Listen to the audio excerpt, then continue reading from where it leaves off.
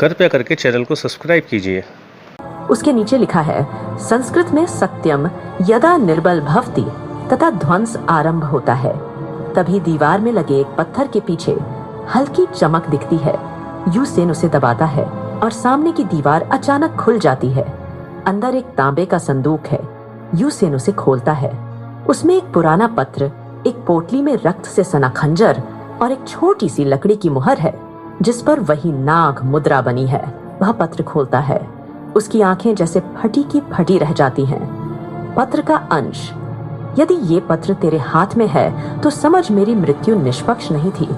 मैं कीर्तिवर्धन यह स्वीकार करता हूँ कि मेरे अपने ही मंत्रिमंडल में छिपे हुए गद्दार मेरी हत्या की योजना बना चुके थे।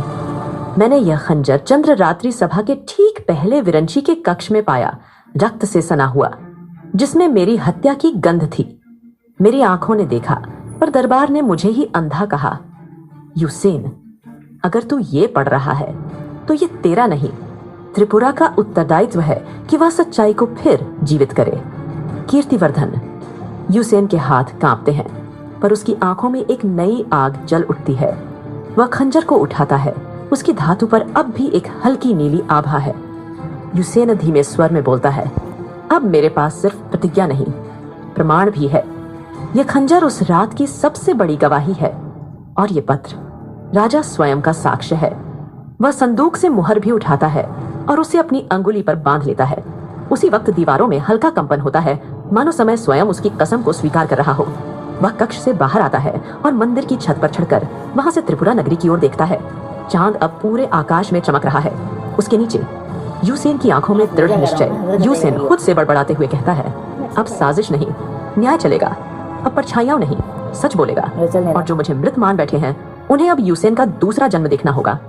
त्रिपुरा महल का एक गुप्त सभागृह, भूमिगत कक्ष। समय देर रात। कमरे के भीतर मोमबत्तियां जल रही हैं। दीवारों पर नागों की आकृतियां उकेरी गई हैं।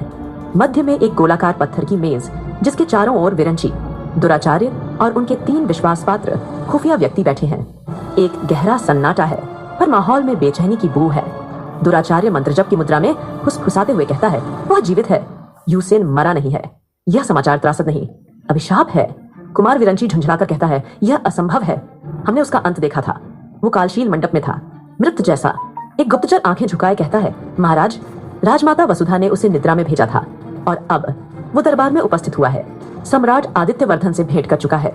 कमरे में तनाव का ज्वर फैलता है। दुराचार्य अपनी मुट्ठी भींचते हुए कहता है, सालों की योजना, रातों का षड्यंत्र, और एक मुर्दा उठकर हमारे सम्मुख खड़ा हो गया है। ये तो जैसे नियति स्वयं हमें चुनौती दे रही है। विरंची क्रोध में कुर्सी से उठता है और कहता है, राजमाता ने यह खेल बहुत चालाकी से खेला, और अब वही यूसेन जिसे हमने कलंकित किया निर्दोष साबित हो जाए तो हमारी पूरी सत्ता, हमारी नींव हिल जाएगी। दुराचार्य तेजी से कमरे के कोने में जाता है जहां दीवार पर सांप की मूर्ति बनी है। वह एक गुप्त यंत्र को घुमाता है। दीवार खुलती है और पीछे एक अंधकारमय सुरंग प्रकट होती है। दुराचार्य कहता है, वक्त आ गया है विषगंधा को जगाने का। जब तर्क और तीर दोनों असफल हो जाए तब जहर बोलता है। कुमार विरंची कुत्सित हंसी के साथ कहता है, हाँ, विषगंधा, जिसे देखकर राक्षस भी करवट बदले। न वह इंसान है न मायावी, पर मौत उसकी सांसों में बसती है। कुमार विरंची और दुराचार्य उस सुरंग में प्रवेश करते हैं। बाकी सब सदस्य पीछे रह जाते हैं। गहरी सुरंग में चलते हुए उनके चेहरे पर डर और सनक का अजीब मिश्रण है। कुमार विरंची धीरे से बोलते हुए कहता है, पर हमें धर्मपाल को अलग रखना होगा। वो अब भी सम्राट और वसुधा का विश्वास पात्र है। वह हमारे पक्ष में नहीं आएगा। दुराचार्य विरांची कहता है, हमें उसकी आवश्यकता नहीं। हमने नागमुद्रा के रक्षकों को फिर से एकत्र किया है और अब न्याय के नाम पर छल का साम्राज्य खड़ा होगा। फिर वे दोनों एक अंधेरे कक्ष में पहुंचते हैं जहां नीली धुंध फैली हुई है और बीच में लोहे की श्रृंखलाओं में एक आकृति बंधी हुई है। उसका चेहरा नहीं दिखता।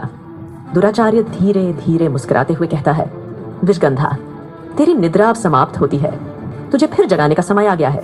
उसके नाम पर, जिसने काल को जीता, हम तुझे बुलाते हैं। अचानक कमरे में कंपन होता है। लोहे की जंजीरें खनखनाने लगती हैं और आकृति की सांसें सुनाई देती हैं, लंबी, गहराती हुई, जैसे किसी मौत ने करवट ली हो। अगले दिन राजमहल की छत, दुराचार्य और कुमार विरंची अकेले में वार्तालाप कर रहे हैं। उनके चेहरों पर चिंतन और भय दोनों स्पष्ट हैं। कुमार विरंची कहता है, अगर आर्चिस फिर से सक्रिय हुआ है तो वह यूसेन तक जरूर पहुंचेगा। उसने कभी चुप रहना नहीं सीखा। उसके शब्द दरबार को चीर सकते हैं। दुराचार्य वीरांची से कहता है, इसलिए अब हर परछाई हमारी शत्रु है। हमें उन सभी को मिटाना होगा जो सत्य के करीब हैं। यूसेन, आर्चिस, वसुधा, सभी। और धर्मपाल, उसे भ्रम में रखना होगा जब तक वो हमारा रास्ता न रोके। तभी एक संदेशवाहक आता है, हाथ में एक मोहर बंद पत्र लिए। संदेशवाहक कहता, महाराज, काल श्रृंग धाम में कुछ हलचल देखी गई है। कोई कहता है वहां यूसेन और वसुधा को साथ देखा गया। विरंची गुस्से में पत्र फाड़ते हुए कहता है, तो समय हमारे विरुद्ध गवाही दे रहा है, पर अब वो वक्त खत्म होने वाला है। दुराचार्य कहता है, विषगंधा जाग चुकी है और जहां उसका जहर फैलता है वहां सच्चाई भी सांस लेना भूल जाती है। यूसेन की वापसी अब सिर्फ उसका पुनर्जन्म नहीं, बल्कि त्रिपुरा के हर झूठ के खिलाफ उठता हुआ एक जीवंत दस्तावेज है। अब जब सत्य ने सांस लेना शुरू किया है तो झूठ को जलना ही होगा। हर दीवार, हर दस्तावेज और हर परछाई या तो साक्षी बनेगी या भस्म।